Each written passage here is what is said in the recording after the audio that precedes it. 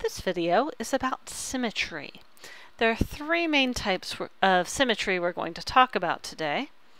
Symmetry across the y-axis. That's when a graph is reflected across the y-axis and remains the same. Symmetry across the x-axis. This is when a graph is reflected across the x-axis and remains the same. I want to point out that this almost never happens for functions. The only time that this can happen for a function is if your function is actually on the x-axis. And symmetry about the origin is when a graph is rotated 180 degrees around the origin. So now I'm going to open up GeoGebra and show you some fun facts about reflection and rotation. So now here we are in the GeoGebra application, and I want to show you a few things about symmetry. First, notice I have my little doodle of a flower. This is what I'm going to use to show you some facts about symmetry. It works with the doodle of a flower. It works with any shape. It works in particular with any function that you might have. But I'm using the flower because it's kind of fun. Notice that I have this second flower set up here. And I've made this little slider so that it rotates my flower through some number of degrees, anywhere between 0 and 360. I can drag this first flower around and this maintains the rotation for me. So now I'm just going to move it here to get it a little out of the way. I'm going to choose this tool that lets me reflect an object across a line. And I'm going to reflect my original flower across the y-axis. So I have a reflection. I'm now going to reflect this again, reflect the reflection across the x-axis. And now I want to show you an interesting little fact about what just happened. If I move my rotating flower, notice that a rotation of 180 degrees is exactly the same as reflecting across the y-axis and across the x-axis. I could have done this in the opposite order, reflected across the x and then the y, and it would have been the exact same thing. So, and this works wherever I move my original flower. It might make it a little more obvious if I move it to 181 degrees, then it looks like a little bit of a shadow. I can move my original flower wherever I want, and the rotation and the double reflection are exactly the same flower. If I move it back to exactly 180 degrees, it's easy to tell that. Okay. So now let's go back to our slide presentation where we can apply this mathematically to symmetry about functions. Okay, now that we're back to our slideshow, let's bring this talk of reflection and rotation and symmetry back to functions. Let's talk about even and odd functions. A function is even if it is symmetric across the y-axis. And if you recall from our function transformation lesson, the function transformation that results in reflecting across the y-axis is f of negative x. So this means that a function is even if f of negative x, that's the reflection across the y-axis, is the same as the original function, is f of x. So that's f of negative x equals f of x. A function is odd if it is symmetric around the origin. And since we just saw that a rotation of 180 degrees around the origin is the same as reflecting across the y-axis and the x-axis, the function transformation that gives you both reflections is negative f of negative x. Remember, the negative near the input is what reflects across the y-axis, and the negative in front of the output is what reflects you across the x-axis. So in order for a function to be odd, this negative f of negative x would need to be equal to f of x. So now we're going to let me open up my Desmos graphing calculator, and we'll do a little looking at graphing even and odd functions. Okay, here we are in the Desmos calculator, where we're going to take a look at some things about reflections, rotations, and symmetry. So I'm going to start with the graph. Notice that I'm not typing y equals. I'm taking f of x equals. This will let me refer later on to my function.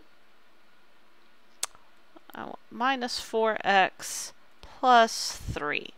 So I've got a quadratic function. Notice that it does have a line of symmetry.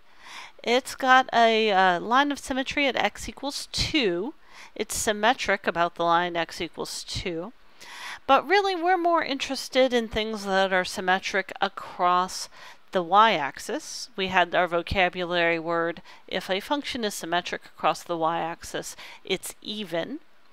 And a function is odd if it's symmetric around the origin. It's a 180-degree rotation around the origin. So this function is obviously not symmetric across the y-axis or around the origin. Let's look at what that reflection and rotation would look like. So now I'm going to graph the function y equals f of negative x. So that has given me a reflection across the y-axis. I've got this blue parabola here. If I changed this function, the blue one would change as well. I'll change it back.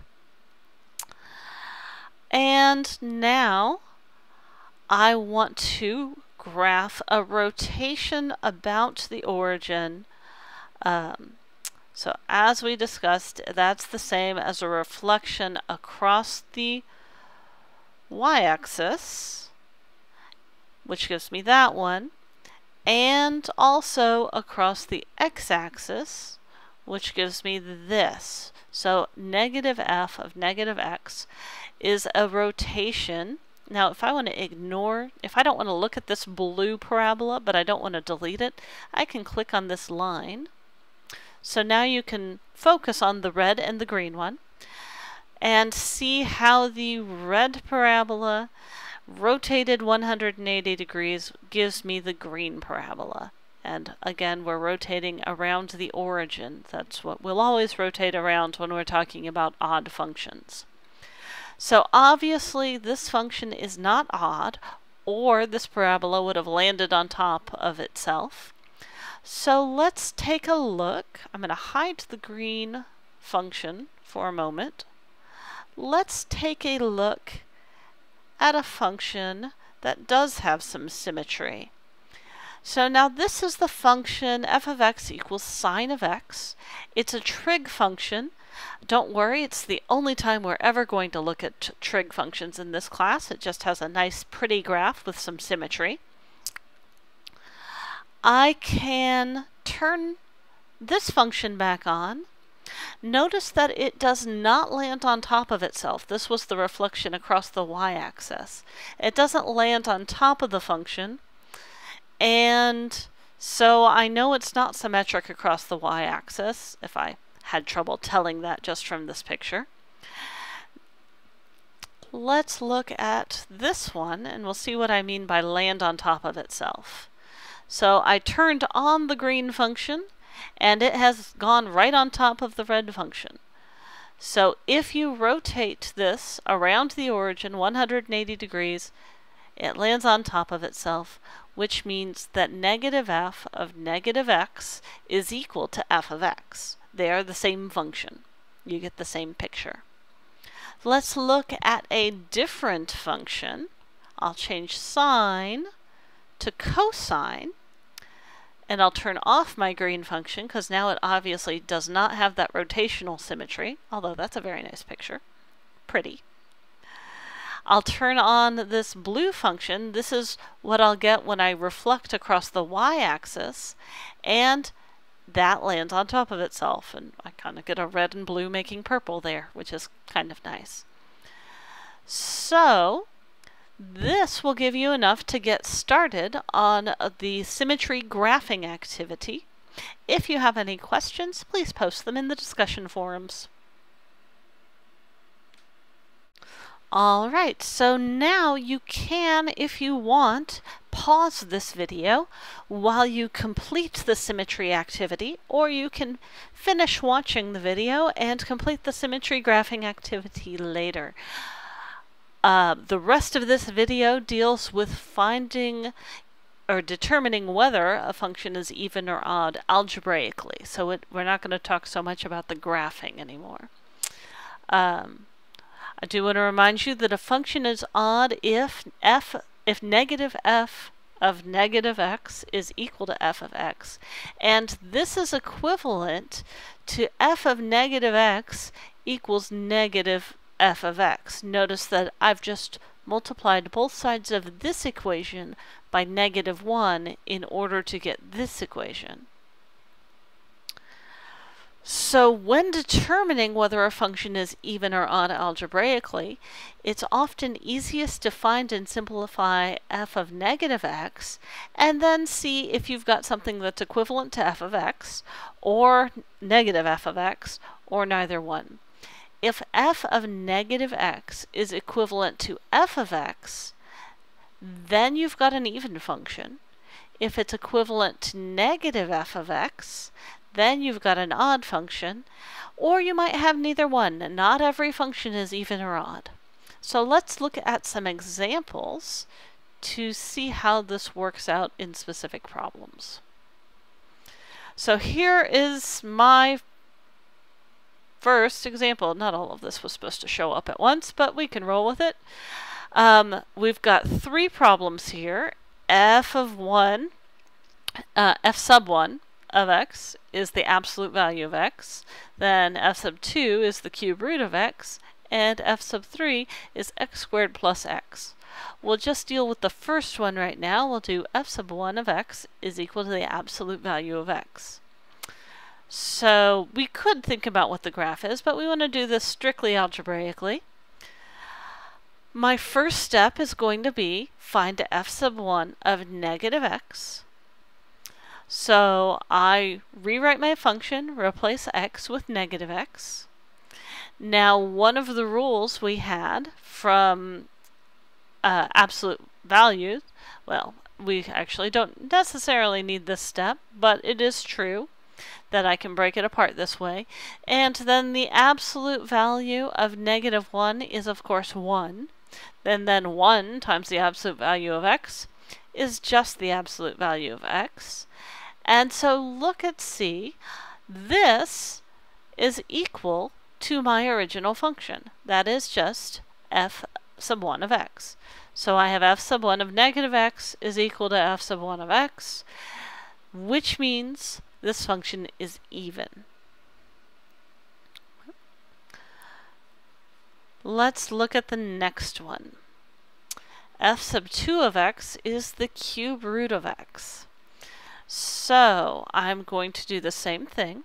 I'm going to start by substituting in negative x everywhere there's an x.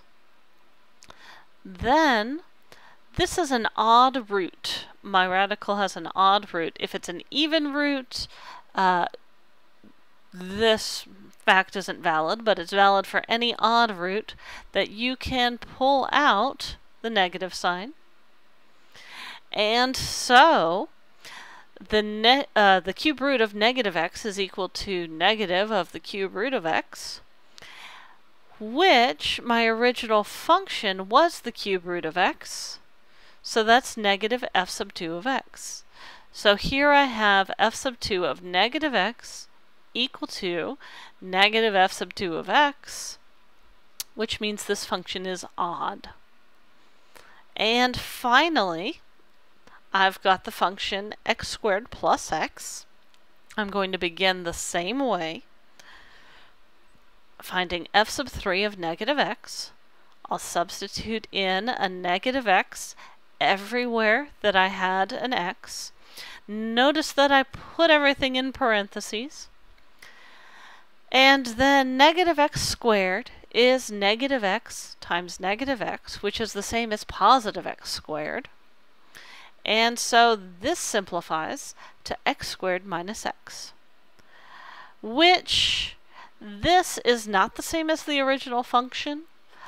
Also, I can't factor out a negative or anything and write it in front. It's not the same as negative f sub 3 of x. It's just not either, it's neither even nor odd, is my conclusion. And that, along with the symmetry activity, will give you enough to be able to complete the homework assignment.